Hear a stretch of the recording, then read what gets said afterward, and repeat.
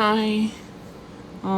Today I wanted to do something a little more personal, just for funsies, and just because I feel like I've had to explain the story so many times over. So, today I'm gonna talk about how I realized I was trans. And I guess you could say it was just in time for Pride Month. When I was young, I didn't really give gender much thought at all. I mean, I thought gender-based discrimination, even in the slightest forms, was gross. Like how in second grade, my teacher was a real chivalrist and would like make girls go to lunch first, and I was just kind of disgusted. Like, I felt like it was really unfair, honestly. And my first thought of what if I was a girl was actually, I don't want to be a girl, I don't want to be pregnant. But throughout my early teenage years, I was perfectly fine being a boy. I even kind of liked it. I liked being one of the boys at school. Weirdly enough, that was kind of my status. I was one of the boys. And I was fine with that. But over time, I could tell that definitely things were starting to change, especially after I got into Hololive. I was starting to pick up on like feminine mannerisms and stuff like that. I was starting to want to hang around the girls more, especially in Japanese Culture Club. So my signs were very, very subtle, but I definitely liked being femme-leaning. And I never liked masculinity in general. I never liked sports. I never liked any of the typical masculine things, I guess you could say. So, when I was growing up, I actually thought transgender and non-binary were the same thing. For some reason, I thought that because transgender, it's the transition point between genders. So that's why I thought it meant between genders. Which, no, that's not really what it means at all. But my knowledge would soon change. Because you see, in 9th grade art class, I want to say, I met my good friend Watercup. And we had to present these, like, big, portraits of like fictional characters. I don't really know what you'd call it. I did Megumine, my friend did Ouija, like the YouTube poop Ouija. And I'm like, oh yeah, this is my kind of person right here. So we became fast friends, though we started talking less time. We started talking less and less because he went to a different school and then back to mine. However, he always was a big fan of JoJo's Bizarre Adventure. So when I told him in early 2023 that I had gotten into JoJo's Bizarre Adventure, he was so excited. And he knew I was an author. I had been since like 2020. So he was excited because he had made plans for a JoJo fanfiction back in like middle school with his good friend Jolene, also known as Flashback. So we joined this thing called the JoJo Story Group, which me, Watercup, and Flashback all teamed up to write this JoJo fanfiction. And I found out that Flashback was trans. And I didn't really know what that was, but I didn't really care. Like, I was cool with whatever. And she also said Celeste was a trans allegory, and I loved Celeste, and I still do. And I'm like, huh, that's weird. So, I like writing inclusive characters. Like, I want my cast to be inclusive in my books. So I wanted to make a transgender character. So I made them have like they, them pronouns because again, I thought it was the same thing as being non-binary. So I told Flashback that, and I'm like, as a trans person, what do you think of this representation? And they're like, that's the bare minimum. You should like have them, and I'm like, okay, what should I do? And they're like, you should have them take estrogen or look in the mirror and not see themselves. And then I'm like, okay, sure. And I look up what estrogen is, and I'm like, oh my gosh, you can do that? I thought you had to get surgery to change your gender. And so I was like giddy about that. I'm like, that's amazing that you can do that. So that's how I found out what being a trans girl is, and, you know, by proxy being a trans man and all that sort of thing. And in August, I found myself attracted to Basil from Amora, given I was like 16 at the time. And I realized I might be bisexual. Now I know I'm gynosexual, which is attraction to femininity. I think. But lo and behold, a month later, my egg cracks. Because I was watching this anime called Steins Gate. And, spoilers for Steins Gate. One of the characters, Urushibara Luka, wants to go back in time and be born as a girl.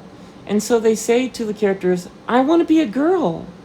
And that just resonated with me, like deep inside the depths of my soul. My heart, mind, body all agreed, yeah, me too. And I'm like, oh, okay, I guess I'm a girl now, cool. And I shit you not, it went exactly like that. I didn't even really think about it twice. I mean, obviously I have since then, but honestly, I was going through so much shit in my life, it was just another thing. It didn't play a huge role in my identity, though I did get some gender euphoria, like when I attempted to do the boba challenge, when I stuck my jacket out, and I clearly liked having a feminine side, as I called it at the time. I never really truly used this part of myself as a big part of my identity until like early 2024, and when I really started embracing this side of myself, I found myself being happier than I had ever been before. And for the first time in my life, I started to love myself. I found this part of myself deep inside that loved me, that truly loved me, and that promised that I'll never hurt myself again. Because for most of my life, most of the voices in my head are just so mean. And it's a bunch of them too. Now I have this one centralized, really nice voice to me that grows and grows in power every day to make me into a better person, into a person I can love myself more. Of course, you should love yourself no matter what, but this is how I got the key to loving myself. There's, of course, a lot more to this story, but what I'd like to do is I'd like to list off some of the early signs I was trans, because sometimes I felt very invalidated after I realized that there were no real signs when I was super young. Because once I was told, oh, all the trans people I know knew since they were children, which that's bullshit, by the way. So I'd like to talk about some signs that I was trans. And when I look at the signs, yeah, you can't deny it. So before I get into the list, I'd like to say, Bridget also not only got me into the amazing Guiltygear franchise, but really helped me solidify that I really was a woman. Because when she said, because I'm a girl, that just made me feel so good inside. And yeah, just made me feel so much more affirmed. And same with Madeline, Celeste, of course. And don't even get me started on Vivian, my beloved Vivian. And Cordelia from Vinland Saga, a very, very underrated trans femme character, and One Night Hot Springs, and the list goes on and on. So, as for my list, in a Splatoon video in 2018 or 2019, I said I wouldn't mind being an anime girl. I believe my words were, I wouldn't mind being an anime girl. It would, maybe the world would be a better place if everyone was anime girls, or some shit like that. I was kind of being jokey, and I was speaking really quietly, too, as if I was almost embarrassed. Yeah, I feel like my signs were so subtle, and I can't find the video that I said this in. I always hated the boys' locker room, but I kind of feel like that was because I felt really uncomfortable around them, and they were kind of sexually harassing me. Nothing that bad. I remember in one of the videos in a Would You Rather, Markiplier said, if I had boobs, I'd play with them all day. And I remember thinking, oh yeah, that would be fun. It's too bad it doesn't exist. I thought that wasn't possible. It's like, if only I was born with boobs. Yeah, egg. talk about egg moment. I think my biggest sign was back in 2020. In Minecraft, I would always say, "Hey everyone, it's your favorite anime girl," and I felt amazing saying that, and I didn't know why. I wonder why. I will say, you might be wondering, oh, didn't you say earlier that you were gonna write a trans character with like, that looks in the mirror, doesn't see themselves, and take estrogen? Yeah, I wrote that in my book Mind Matter, which I wrote before I knew I was trans, and they have a trans main character. I remember being so, like, euphoric at playing as a, like, all-girls party in Metopia. I had Mistress, Liliana, and a drunk guy, I think. I know that's not all female, but I loved playing as the girls. I'm like, oh god, they're so pretty, and I just love this so much. As I said, I picked up feminine mannerisms from HoloLive. Especially, I loved putting my legs together and, like, having my lower legs facing outwards. I also attended Q Club a lot because I felt comfortable there. I wonder why. And I had no idea why at the time. I wanted to wear thigh highs. Not sure if this was before or after my egg cracked, but I've always loved thigh highs. And I remember, like, I think we saw leggings or a thigh high or something like that on a chair, me and the boys, right? And they're like, ew, disgusting. You wouldn't wear that, right, Toby? And I'm like, yeah, even though I totally would. One time I was calling a friend that I hadn't talked to in a long time back in like 2022, way before my egg cracked. And actually that was only like a year. 2021 or 2022, I want to say. And I remember I spoke to them in a femme voice, and I remember I really wanted to talk to them in a higher pitched voice, and I didn't know why. And another girl that was on call was like, "Wow, why do you sound gay?" And my friend actually defended me, like, "No, they're not gay." Little did they know. I loved being called Toby-chan in Japanese class. I really like Yuri. I already said that. I have attraction to cute things, though I think guys can be into cute things too. Anyone can like cute things. My self-insert character in the book Ghost of Stockholm City was female. I love the voicing Basil because they had a higher pitched voice and a very gentle voice. Also, many of my short films could be considered trans allegories even before my egg cracked, like the Sweden special.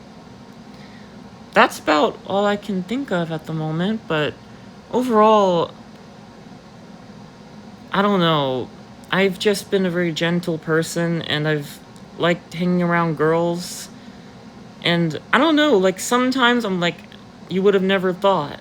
But other times I'm like, wow, you can really see it in hindsight. Thank you for watching. If you're also part of the LGBTQ+ community, please help your fellow NB, girly, man, anything like that. It's a very awkward way of saying it, but the world's a rough place right now. If you're an ally, we could also use your support. Please, if you can, donate to the Trevor Project. It really helps a lot with people in need. And happy Pride Month. Maybe in the future I'll share some of my experience being trans, both positive and negative, though mostly positive.